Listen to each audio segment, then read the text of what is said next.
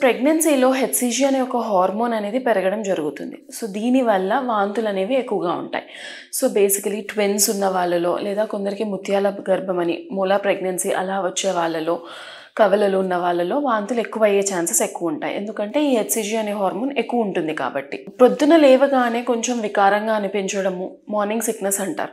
కొందరికి ఇదే మరీ ఎక్కువగా ఉన్నప్పుడు అంటే రోజుకి 8-10 సార్ల కన్నా ఎక్కువగా వాంతులు అవుతున్నప్పుడు, అసలు ఏం తినలేకుండా ఉన్నప్పుడు, ఆ వాంతులు అవ్వడం వల్ల వాళ్ళకి వెయిట్ లాస్ అవుతున్నప్పుడు దానిని హైపరెమెసిస్ గ్రావిడారం అని కూడా అంటారు. ఈ తీవ్రత ఎంత దూరంగా వెళ్ళొచ్చు అంటే వీళ్ళు డీహైడ్రేట్ అయిపోయి కీటోయాసిడోసిస్ అంటే మనకి బాడీలో షుగర్ శాతం అనేది కంప్లీట్గా తగ్గిపోయి అసిడోటిక్ స్టేట్లోకి కూడా వెళ్ళొచ్చు.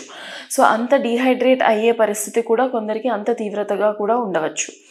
సో, యూజువలీ ఒక 2-3 టైమ్స్ అవుతుంది. రోజు పొద్దున్నే ఎక్కువగా ఉంటుంది. అలాంటి సిచ్యువేషన్‌లో మనం పొద్దున పూట టాబ్లెట్స్ ఇవ్వడం కానీ, దానికి కొన్ని ప్రికాషన్స్ తీసుకుంటే సరిపోతుంది. కాకపోతే ఈ వాంతులనేవి రోజుకి 8-10 సార్లు అయితున్నప్పుడు, దానివల్ల అసలేం తినలేకపోతున్నప్పుడు, డీహైడ్రేషన్ ఫీచర్స్ ఉండడము, యూరిన్ సరిగ్గా రాకపోవడము అలా ఉన్నప్పుడు తప్పనిసరిగా డాక్టర్‌ని సంప్రదించి ఇంట్రావీనస్‌గా అంటే గ్లూకోజ్ లాంటివి ఎక్కించడం అనేది జరుగుతుంది. దానితో పాటు ఎలక్ట్రోలైట్స్ మనకి నార్మల్‌గా వాంతులు అవుతున్నప్పుడు వాటర్‌తో పాటు ఏవైతే కణాలు ఉండాలో అవి కూడా తగ్గిపోతాయి.